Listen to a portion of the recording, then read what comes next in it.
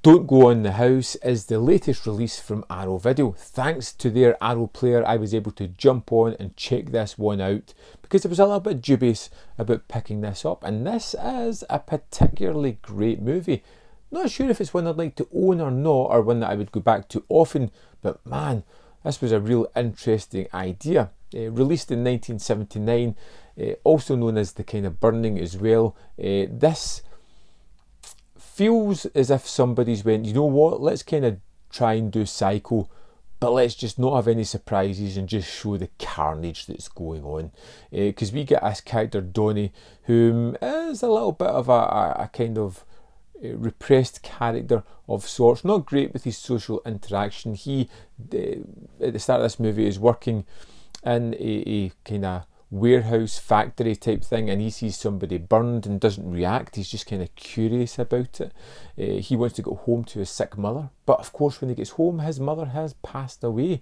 She is dead already, and Donnie kind of goes on a rampage of sorts. He kind of breaks free of the controlling nature his mother had. She was an abusive mother who often tortured him when he was younger. You get to see in sequences her burning his hands. She tortured him with flames, and now he has a kind of curiosity, an affinity for that. I'll burn the evil out of you! And he decides that now his mother's away, he can do whatever he wants. He destroys the house, he jumps up and down in the furniture, he plays his music loud like a rebellious teenager. He kind of goes a little bit wild. But unlike a rebellious teenager, he takes things a little bit too far. He constructs this metallic room in his house where he then kidnaps women, strips them naked, hangs them up, and then cooks them alive with a flamethrower in some astounding sequences where the effects look absolutely wonderful.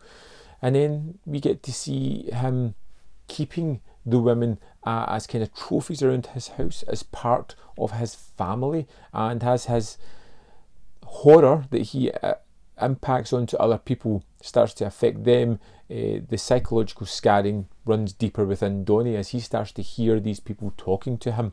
He has them set up, dressed in a room, and often goes in and has these conversations. It's a character that's had a psychological break. You're all bitches.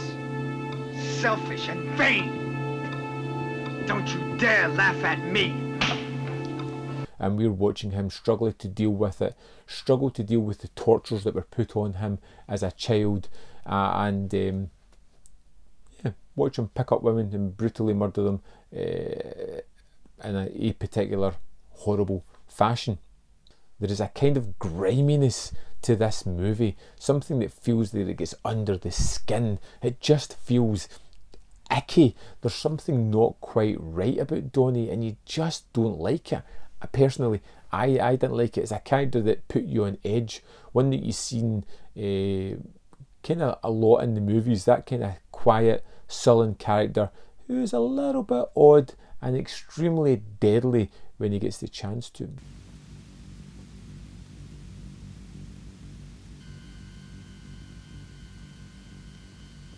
There's this kind of meek nature to him where he convinces women to come into his house, and he feels very timid, quiet, nervous almost outside of the house, but once he gets them inside there is almost a duality. The Hyde character comes out where he is much more in control. He's much more careful about what he does. He's stalking these women like prey.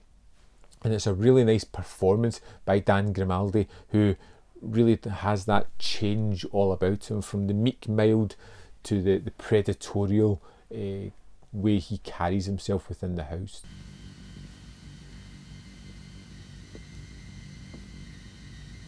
You there? Suzanne, will you cut it out? Like I said, the burning sequences are truly horrific, and the effects on them are just jaw-dropping how they managed to do this. It is haunting sequences. Not something that you need to see often. There was one done at the start just to highlight how really horrific this is, and then the rest is left to the imagination. The horror that comes later on from him talking to the bodies, from him seeing the bodies walk about his house, for them attacking him, to the nightmare sequences that kind of come into the movie now and then are just, again, haunting. It's a movie that is deeply affecting. Don't Go in the House is one of the best movies that Arrow have released in the longest while.